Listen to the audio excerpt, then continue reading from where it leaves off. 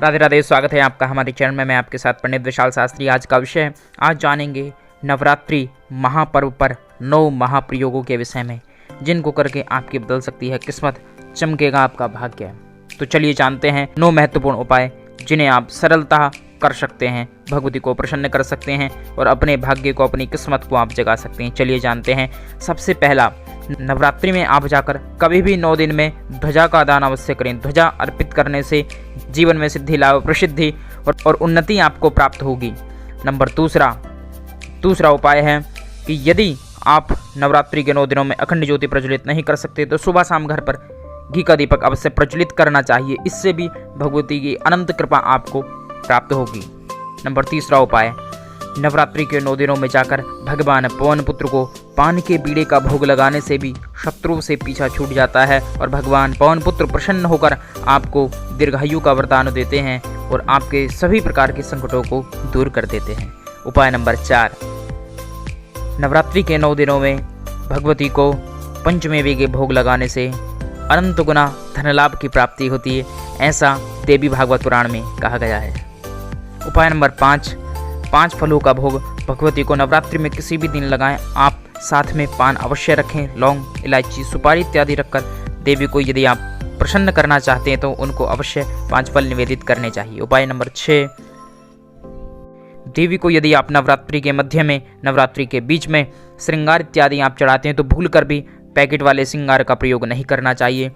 श्रृंगार में खुली सामग्रियां आप लें और उसका यदि प्रयोग करते हैं, उसको आप चढ़ाते हैं तो निश्चय ही आपको लाभ की प्राप्ति होगी। यदि आप पैकेट वाले प्रसाद को चढ़ाते हैं, पैकेट वाले श्रृंगार को चढ़ाते हैं तो निश्चय ही आपको 100 में से 2% ही लाभ होगा। इस बात का आपको हमेशा ध्यान रखना चाहिए, क्योंकि पैकेट वाले श्रृंगार में खंडित सामग्रियों का प्रयोग किया जाता है, इसलिए भूल कर भी उसका प्रयोग ना करें। खुली सामग्री लें, देखकर, जांचकर, परखकर सभी सामग्रियों को लेना चाहिए, ताकि जिसको हम समर्पित कर रहे हैं, जिसको हम चढ़ा रहे हैं, उससे लाभ हमें प्राप्त हो सके। तो इसलिए श्रृंगार को हमेशा देख कर लेना चाहिए और बड़े प्रेम और भाव के साथ भगवती को निवेदित करना चाहिए, चढ़ाना चाहिए। उपाय नंबर 8, छोटी छोटी कन्याओं को लाल पर्श आप भेंट कर सकते हैं। इससे आपके धन के क्षेत्र में वृद्धि होगी। जब भी आप कन्या पूजन करें या बीच में भी 9 दिन की जो नवरात्रि हैं उसके मध्य में भी जब भी आपको कन्या प्राप्त हो, कन्याओं का पूजन करके आप जो है उन्हें दक्षिणा स्वरूप, भेंट स्वरूप आप उनको पर्स गिफ्ट में दे सकते हैं, जिसमें वह अपना धन रखेंगी और वहाँ आपके धन में वृद्धि होने लगेगी।